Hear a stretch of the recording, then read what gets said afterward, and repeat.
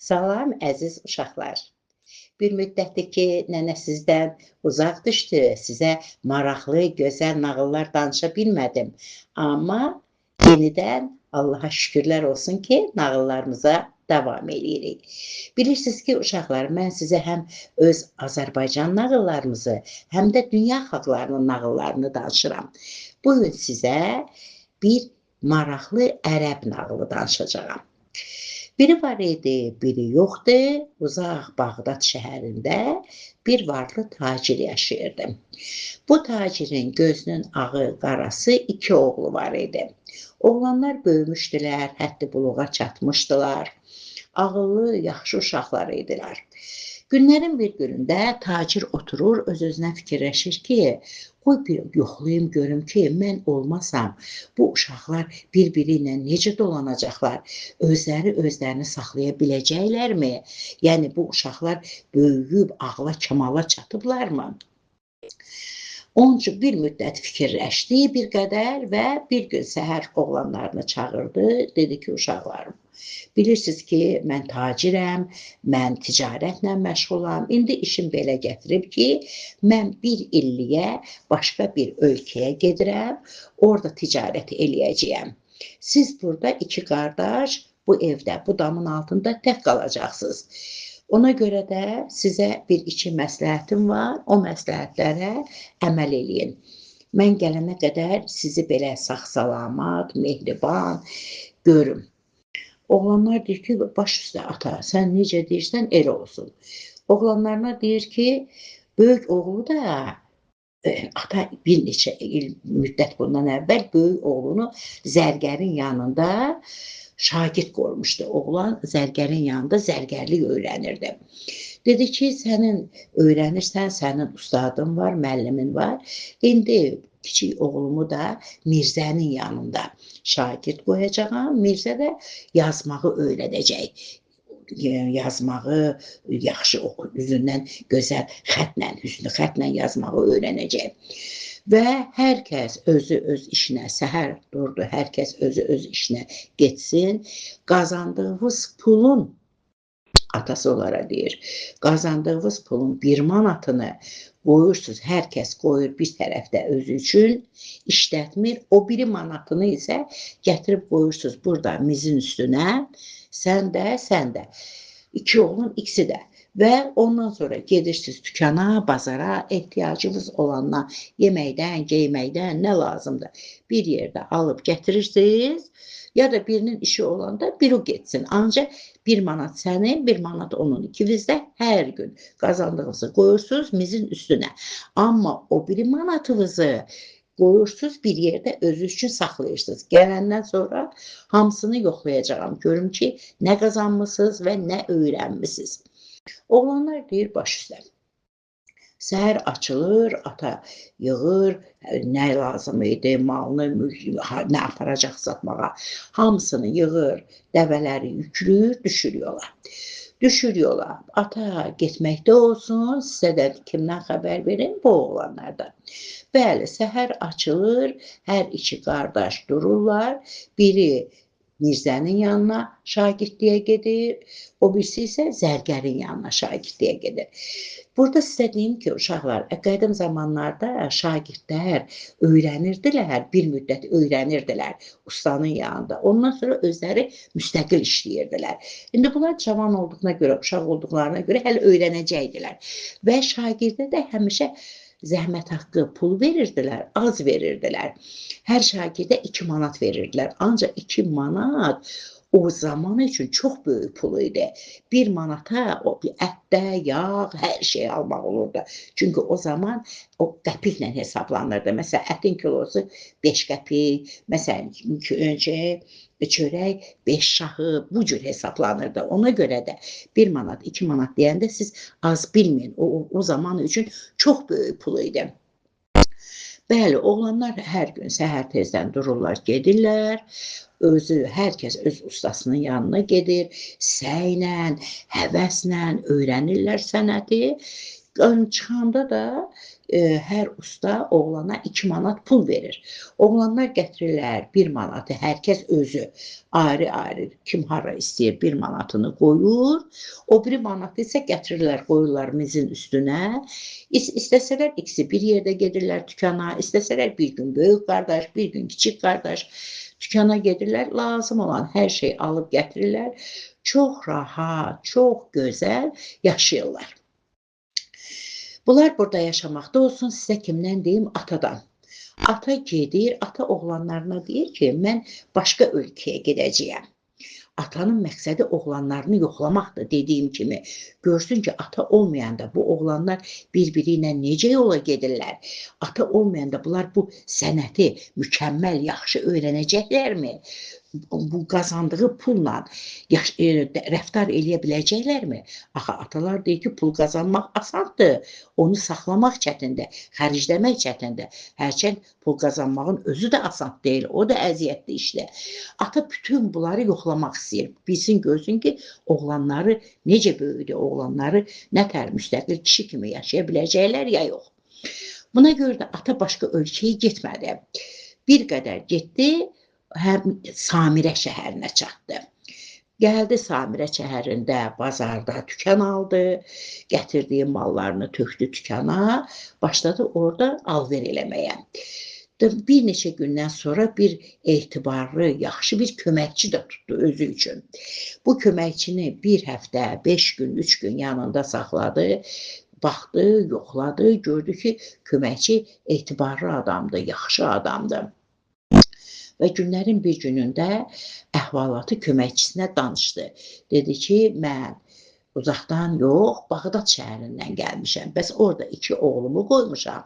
O 2 oğlumdan başqa heç kəs yoxdur. Evdə elə 2 oğlum qalıb. Mən onları yoxlamaq istəyirəm. Ona görə də sən Bağdad şəhərinə gedəcəksən, get filan yerdə, evim filan yerdədir. Oğlumun zərgər dükanı bazarın bu yanındadır Bağdadda. Mirzə bazarın o biri tərəfində oturur. Sən bir-bir bax oğlumu, hər 2 oğluma bax, evə bax, necə gedirlər, necə gəlirlər, hamısını yoxla. Bir də ki, bunlar evdə həmişə bir yerə gedəndə açarı qapının ağzında yuxarıya qoyardılar, qapının üstünə qoyardılar açarı. Ata köməkçisinə deyir ki, açar qapının üstündədir. Girərsən, qapını açarsan, yavaşca girərsən içəri, bax evin səliqəsinə, səhmanına, gör ginən ki, ev necədir, təmizdir, təmiz deyil, mizin üstündə nə var, nə yox, uşaqlar yataqları nə gündədir, səliqəlidir, səliqəsizdir. Evə də bax, heç nəyə əl vurma, çıx. Ondan da sonra gəl, mənə bunların hamısını danış. Bəli, bu kişinin köməkçisi həftədə bir dəfə gəlir, bir neçə gün qalır, evi fırlanır, oğlanların xəbəri olmur.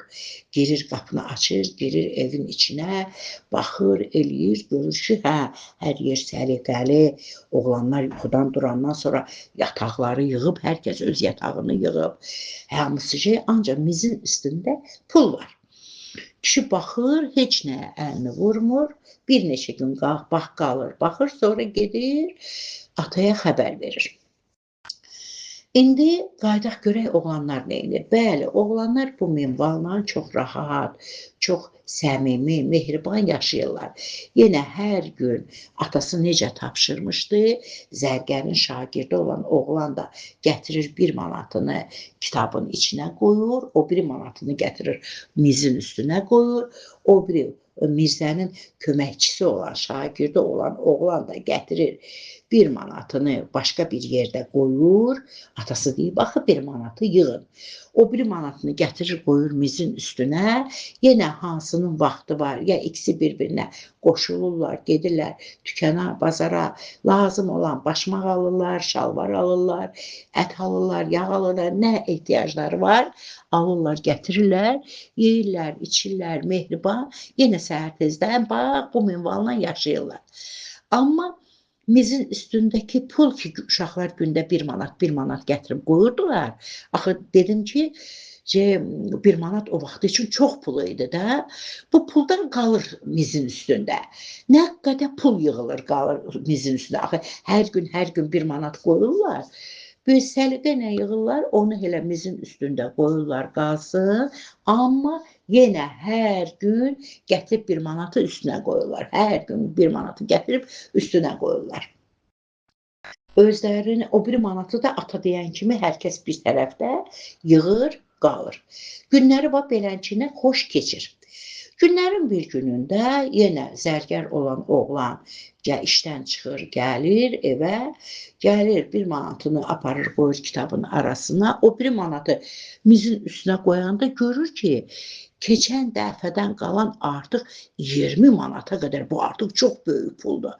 20 manata qədər pul yığılıb, çünki atası çoxdan gedib, neçə ay keçib atasının getməyindən. 20 manat da böyük puldur o vaxt üçün. Görür ki, o pul yoxdur. Mizin üstündə heç nə yoxdur. Axı bu səhər gedəndə qardaşlar ikisi də mizin üstündə o pulu qoydular, o pula dəymirlər. O onların ümumi puludur, yemək içmək pullarıdır, xərclikləridir. O həmişə mizin üstündə qalırdı. Oğlan zərgərin şagirdi görür ki, pul yoxdur. Fikirləşir ki, ola bilsin ki, Mirzə qardaşına nəsə, Mirzənin şagirdi olan qardaşına nəsə ehtiyac var, ona görə pulu götürüb. Ona görə heç nə demir. Heç bir söz demir. Artıq neçə aydır, çoxdan da atası gedib, heç vaxt heç kəs mizə dəymirdi, o pul həmişə orada qalırdı. Ehtiyacı olanları alırdılar, gətirirdilər, hər şey meyvə, ət, yağ, hər şey yeyib içirdilər. Əyinlərinə, başlarına hamısını xərcləyirdilər. Ancaq o pul da qalırdı, çünki 1 manat çox pul idi. Bəs indi o pul hanı? Bir yəqin Mirzənin şagirdi olan qardaşıma lazım oldu, o bir qardaşıma, o götürüb. Gedir, sonra gəlir, bir an keçir, kiçik qardaş gəlir. Kiçik qardaş gəlir, aparır o 1 manatı qoyur atası deyən yerə. O 1 manatı gətirəndə görür mizin üstündə ancaq 1 manat var. Deyir, qardaşım, bəs qalan pulumuz hanı? Yəqin ki, sənin ehtiyacın var idi, götürdün, ona görə. Yox, əstəğfurullah, səhv dedim uşaqlar. Deyir, görür ki, pul yoxdur. Gətirir 1 manatı qoyur ora. Öz-özünə fikirləşir ki, yəqin qardaşım pulu ehtiyacı olub, götürüb böyük qardaşım. Heç nə demir. Gətirir qoyur ora 1 manatı. Səhər açılır, durur, gedirlər işə. Axşam qayıdıb gələndə o qardaşlar görürlər ki, o dünən qoyduqları 2 manat da yoxdur. O onun üzünə baxır, bu bunun üzünə baxır və bu 2 manat hanı? Onda deyir ki, böyük qardaş deyir ki, bəs bizim axı o çox pulumuz da yoxdur, 20 manatımız da yoxdur. Mən elə bildim ki, sənin ehtiyacın var, götürmüsən. Kiçik qardaş deyir ki, qardaş, mən elə bildim ki, sən götürmüsən, sənin ehtiyacın var və bizim bu pulumuz hanı? Deyirlər, göy yoxlayaq.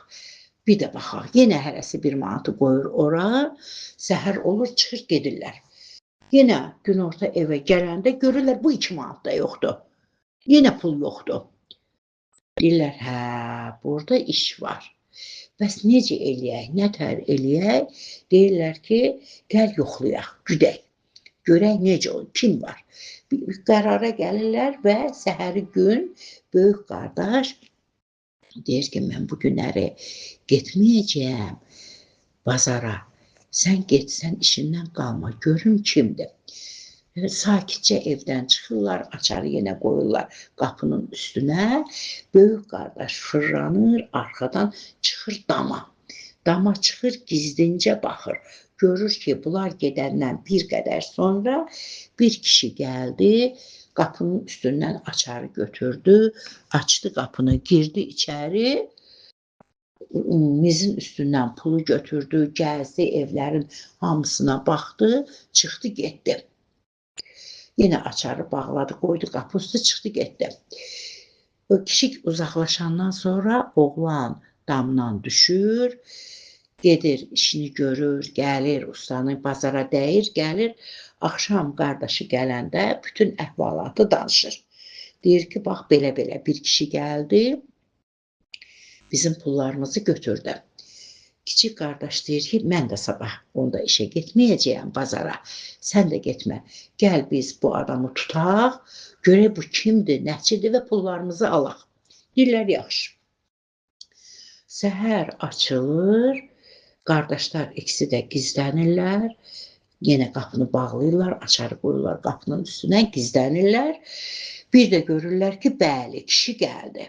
Kişi gəldi, qapının üstündən açarı götürdü, girib pulları götürəndə bunlar qapını bağlayıb kişini tuturlar. Kişini tuturlar, deyirlər ki, sən kimsən, nəçisən, sən bizim pullarımızı götürürsən, sən kimsən? Kişi baxır bunların üzünə, dili tutulur, bilmir nə desin. Birazdan deyir ki, bəs mən sizin atanızın köməkçisiyəm və sizin atanız filan Samirə şəhərində yaşayır, orada işləyir. Məni göndərib ki, mən gəlim baxım və o stolundakı pulları götürürəm, aparıb verirəm sizin atanıza. Bunlar inanmırlar ki, bizim atamız Samirədə yaşamır. Bizim atamız başqa ölkəyə gedib. Deyir ki, yox, sizin atanız Samirədə yaşayır. Bu pulları da mən həmişə hər gün götürürəm, yığıram, həftədə bir dəfə aparıb verirəm sizin atanıza. Oğlanlar deyirlər ki, dur, biz ilə gedirik Samirəyə, sən atamızı bizə göstər, qoy atamız biz bilək ki, sən doğru deyirsən. Kişi deyir ki, indi gecdir. Sabah səhər gəlin, gedək Samirədə bazardadır. Gedib deyəcəksiniz, hamı tanıyır atanızı. Tacir Abbas deyəcəksiniz, atanızın adını deyəcəksiniz. Oğlanlar deyir ki, yox.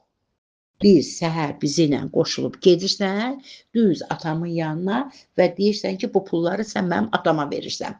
Çünki mənim atam o pulları istəməz. O bizə deyib ki, pulu yeyin, için. Sən bizim pullarımızı nəyə götürürsən?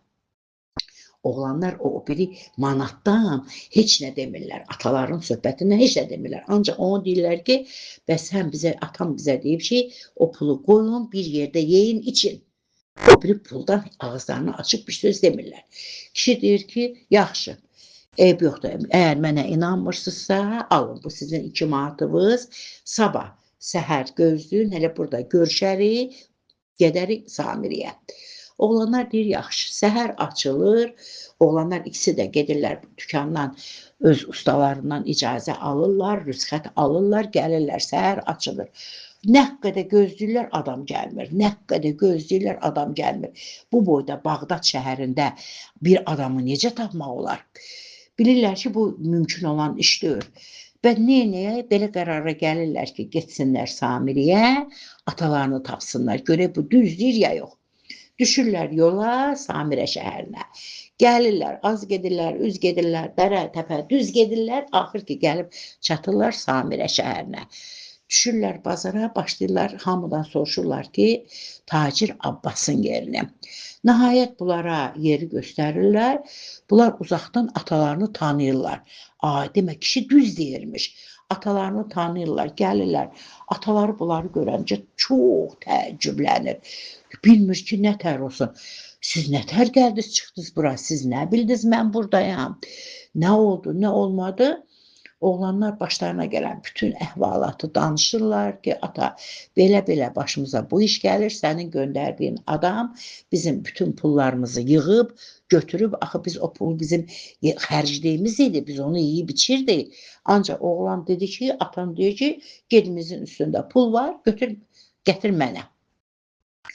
Kişi bunlara qulaq asır, deyir, ay bala, çaşır qalır, siz nə danışırsınız, necə yəni? Bəli, mənim elə bir köməkçim var, mən o köməkçimi həmişə göndərmişəm, gəlib sizdən həl-əhval tutub, amma ki, mənə pul gətir deməmişəm. Uşaqlar deyirlər ki, ata, əgər elə deyilsə, bu sənin köməkçindir də bunları eləyən. Əgər elə deyilsə, o bizim açarın yerini hardan bilir, qapını açır, içəri girir.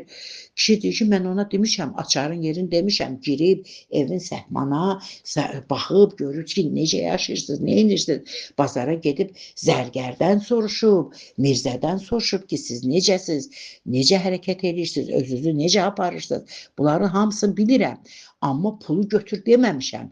Bu birincisi. İkincisi, mənim şagirdim, mənim köməkçim bir həftədir yerdə yatır. xəstədir. O necə gələ bilər? Siz onu döyənləri necə tuta bilərsiniz?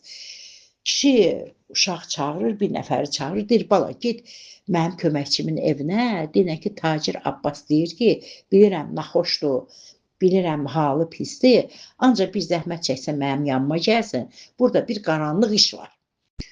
Oğlan, uşaq deyir, baş üstə, gedir, bir müddət keçir, görürlər ki, tamam başqa adam, bunların evinə girən adam deyil. Oğlanlar bunu tanımırlar, görürlər bir adam gəldi, özə həqiqətən də xəstə hal, güclə ayaq üstə durur, gəlir, oğlanlara da salam verir, kişiyə də salam verir. Bəs tacir Abbas, məni çağırmısan, nə qulluğun var? Tacir görür ki, kişi həqqi də xəstədir, deyir, bala, düzdür, xəstəsən bilirəm, amma bala, həl əhval belə. Mənim uşaqlarımın pulunu götürüblər, hər gündə gedib götürürlər, onların xərcliklərini götürürlər, onların yeyib içmək pulunu götürürlər. Özü də deyirlər ki, güya mən göndərmişəm, mənim köməkçimdir, gətirib o pulları mənə verir. Mən nə o adamı tanımıram, nə pul görməmişəm, bu əhvalat nədir? Sən məni başa sala bilərsən? Köməkçi belə dayanır, deyir, tacir Abbas, məni bağışla, mən o adamı tanıyıram. Deyir, kimdir? Deyir ki, mən ona dost demişəm, mən onu çoxdan tanıyıram. Mən həmişə Samirədən Bağdada gedəndə onun evinə düşmüşəm. Həmişə də yaxşı payla, püşklə getmişəm, o da məni yaxşı qarşılayıb. Biz neçə ildir bir-birimizi tanıyırıq. Mən ona dost demişəm, mən onunla çörək kəsmişəm. Mən hər gün gedib ora uşaqlara dəyirdim, eləyirdim. Axırıncı dəfə gedəndə gördüm ki, halım yaxşı deyil, nəsə özümü pis hiss eləyirəm.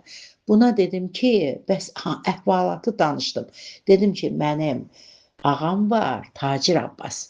Samirədə, bazarda oturur. İndi mən naxoşam, nəsə yaxşı deyirəm. Birdən gələ bilməsəm, filan yerdə onun oğlanları var. Get, açarda filan yerdədir. Mən ona etibar elədim. Mən ona inandım. Dedim, get açarı aç, gir, evə, eşiyə bax. Uzaqdan oğlanlara bax. Gör necədirlər, nə eləyirlər, nə iş görürlər. Sonra sən mən bura gələndə sən onun hamısını mənə məlumat verərsən, atası oğlanlara görə çox narahatdır. Ya da özün yolun düşəndə Samiriyə gəl, onları mənə de. Mən bir müddət gələ bilməyəcəyəm, özümü çox pis hiss eləyirəm.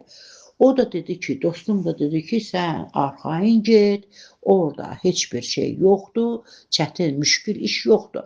Mən hər gün gedərəm, baxaram, zərgərin də yanına gedərəm, Mirzənin də yanına gedərəm. İstəsən onlardan uşaqları soruşaram, evə də gedərəm, eşiyə də baxaram, hamısını eləyərəm. Ancaq ki, belə pulu götürməyə heç belə gözləməzdim o adamdan. Mən ona inandım, mən ona etibar elədim. O mənə xəyanət elədi. Abbas kişi köməkçisinə deyir ki, eybi yoxdur. İnsanları tanımaq olmur. Yaxşı adamlar da var, pis adamlar var. Dünya pislərdən xali deyil, pis adamlar da var. Eybi yoxdur. Sən heç narahat olma. Get evə, yat, dincəl. Naxoşluğun çıxsın, ondan sonra baxarıq. Get evə. O köməkçisini yola salır, oğlanlarına da deyir ki, bir gün qalın burada, qonağımı olun, sabahdan çıxın gedin evə, ancaq evin kilidini dəyişin, bir də açarı kildə 2 açar alın, birini sən götür, birini sən götür, yenə də hər kəs öz işinə getsin, yenə də əvvəlki kimi necə demişəm, hərəviz 1 manatınızı gətirin, qoyun mizin üstünə, nə lazımdır, alın, yeyin, için, əlinizə, başınıza baxın. O biri manatı da kimə hara demişəm, ora qoysun. Mən də burada bu tükə, siz mənim imtahanımdan yaxşı çıxdınız. Sağ olun, mənim çörəyim sizin halalınız olsun. Ana südü sizə halal olsun. Siz yaxşı oğlanlarsınız.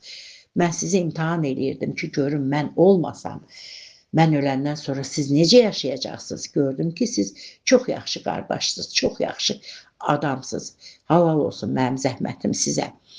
Mən də indi burada dükanı satım, mallarımı yığım, qayıdıram Bağdada. Ancaq dediyim kimi gedin açarı dəyişdirin, pis adam pisdir. Ona görə də etibar eləmək olmaz. Kilidi dəyişin, 2 açar götürün, mən də bir həftəyə gəlirəm. Oğlanlar səhər günü ataları ilə görüşürlər, düşürlər yola. Yenə az gedirlər, üz gedirlər, dərə-təpə düz gedib, gəlib çatırlar Bağdada.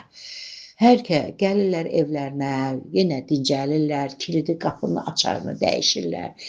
Bir kilidin açarını oğlan götürür, birini böyük qardaş götürür. Yenə hər günkü kimi gedirlər, hər kəs öz ustasının yanına gedir. Yenə ədəblə, hörmətlə işlərini görürlər, evlərinə gəlirlər. Yenə atası dediyi kimi hər kəs 1 manatı ehtiyatına qoyur, o 1 manatı ilə yenə yeyirlər, içirlər, bazara, dükana gedirlər, ürəyi istəyənləri alırlar, şad, mehriban yaşayırlar. Və bir həftənin tamamında atası qayıdır.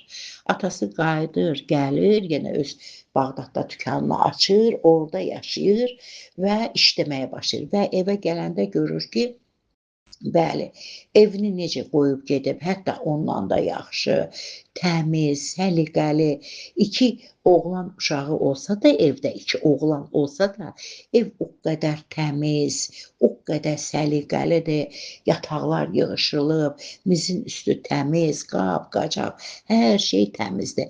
Və oğlanlar bilirlər ki, ataları gələcək, gediblər, bazarlıq eləyiblər, hər şeyin ehtiyatını görüblər, ətini, yağını, qəndini, çayını, hər şeyini alıblar ki, ataları gələndə evdə yeməkləri, içməkləri olsun.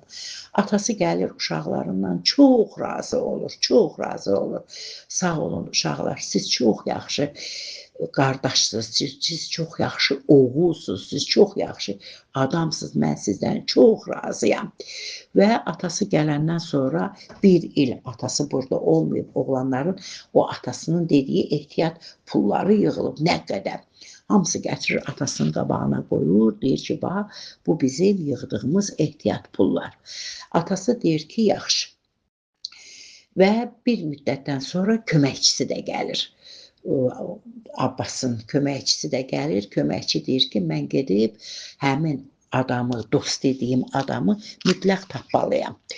Gedir, o dost dediyi adamı tapır və ondan çox acı sözlər deyir, çox narazılıq eləyir. Axı, mən sənə dost demişəm, mən sənə etibar eləmişəm. Həmin o pulları oğurlayan adam çox rəngi ağappaq ağarır, başını aşağı salır, heç başını qaldırıb onun üzünə baxa bilmir. Köməkçi deyir ki, sən elə bilirdin ki, sən oğrayacaqsan, pulları götürəcəksən, heç kəs bilməyəcək, sən əmanətə xəyanət elədin. Sən dostluğa xəyanət elədin. Axı, oğurluğun, yalanın, üstü mütləq açılır. Tez, gec, mütləq açılır. Sən niyə o uşaqlar olsun, başqası olsun, axı sən bilirsən ki, oğurluq bilinəcək. Necə sən utanmadın o uşaqların halal zəhmətinə, rozusuna əlvi uzatdın. O oğru olan adam düşür o köməkçinin ayaqlarına, yalvarır. Sən məni bağışla, sən məni bağışla. O köməkçi deyir ki, yox, məndən yox. Get o 2 oğlandan, bir də onların atasından üzr istə. O oğru gəlir bunlara, oğlanların atasının ayaqlarına düşür, yalvarır, bağışlayın məni, mən səhv eləmişəm. Tacir Abbas onun çiynindən tutur, qaldırır, deyir ki, bax gör, sən puldan ötürü özünü nə vəziyyətə saldın. Bax, sən o puldan ötürü nə qədər rəzil oldun, nə qədər alçaldın. O pul sənin deyil, sən niyə ona əlvi uzatdın? Axı, sənin dostun sənə inanmışdı, sənə etibar eləmişdi, açarın yerini demişdi. Demişdi ki, get o evə bax, o uşaqlardan hayan ol. O uşaqlara gör necədirlər, nətərdilər. Sənsə getdin, oğurluq elədin, o uşaqların pulunu oğurladın. Əgər sənin pula ehtiyacın varsa, get işlə, halal zəhmətinlə pul qazan. Başqasının qazandığı pula niyə əlvi uzadırsan? Həmin oğru çox peşman olur, ağlayır, onlardan üzr istəyir, çıxır, gedir. Və ondan sonra Tacir Abbas 2 oğlu çox xoşbəxt yaşayırlar. Hər gün səhər açılanda ata bazara öz dükanına gedir, oğlanlar hərəsi öz ustasının yanına gedir. Zaman keçir, artıq böyük oğlan özü zərgər olur, öz dükanını açır. Kiçik oğlan artıq mirzə olur, öz yerini açır, başlayır orada işləməyə və o atası dediyi ki, pul yığın, 1 manat, 1 manat yığın. O pul nə qədər artır və atası gəlib açıb baxanda görür ki, Mirzənin də, zərgər oğlunun da nə qədər pulu yığılıb. Deyir ki, mənim balalarım, o pullar sizin halal pullarınızdır. Əvvəlcə o zərgər oğlanın yığdığı pulu götürür, oğlanları ilə gedir bazara, dükana, o zərgər oğluna bir gözəl toy eləyir, özü üstünə nə qədər pul qoyur, gözəl bir toy eləyib, əvvəlcə zərgər oğlunu evləndirir, oğlu çox xoşbəxt olur. Ondan sonra da ki, o Mirzə oğlunun yığdığı pulları götürür, görür nə qədər pul yığılıb, gətirir özü də, tacir də öz pulunu qoyur onun üstünə, gedir o biri ikinci oğlu üçün gözəl bir ev tikir, ona da toy eləyir və 2 oğul, bir ata çox xoşbəxt və uzun illər yaşayırlar. Siz də həmişə xoşbəxt olun, sevdiklərinizlə bir yerdə olun və uzun illər yaşayın. Və göydən 3 alma düşür, nənə bu almaların hamısını sizə verir. Nağılımız burada bitir və bütün nağıllarımızda olduğu kimi buradan nə nəticə çıxır? Buradan birinci o nəticə çıxır ki, insan üçün bacısından, qardaşından, atasından, anasından əziz heç kəs yoxdur. Dünyada heç kəs atanı, ananı, bacını, qardaşı əvəz eləmir. Həmişə və öz sevdiklərimizlə mehriban, xoşbəxt yaşamaq lazımdır. Necə ki, bu 2 qardaş çox xoşbəxt yaşayırdılar. İkinci nəticə o çıxır ki, oğurluq çox pis şeydir. Bax, oğlu kişi gəldi, o uşaqların halal pulunu, halal ruzusunu oğurladı və axırda nə günə düşdü? Rəzil günə düşdü, pis günə düşdü, nə qədər alçaldı. Ona görə də oğurluq çox pis şeydir. Əgər pulun var, ehtiyacın varsa, pulun yoxdursa, mütləq gedib işləyib, halal zəhmətinlə pul qazanıb yaşamalısan. Və heç vaxtda əmanətə xəyanət eləmək olmaz. Çünki xəyanət çox pis şeydir. Dostluğa xəyanət eləmək olmaz. Tacirin köməkçisi ona inanmışdı. Ona özü xəstə olduğuna görə ona evin yerini, açarın yerini demişdi. Ancaqsa o isə dostluğa xəyanət elədi, əmanətə xəyanət elədi. Uşaqlar, yadınızda saxlayın ki, heç vaxt əmanətə xəyanət eləmək olmaz. Dosta, yoldaşı aldatmaq olmaz. Nağılımız burada bitir. Uşaqlar, sizə çox gözəl günlər, sevinç dolu günlər arzulayıram. Gecəniz xeyrə qalsın, yuxunuz şirin olsun.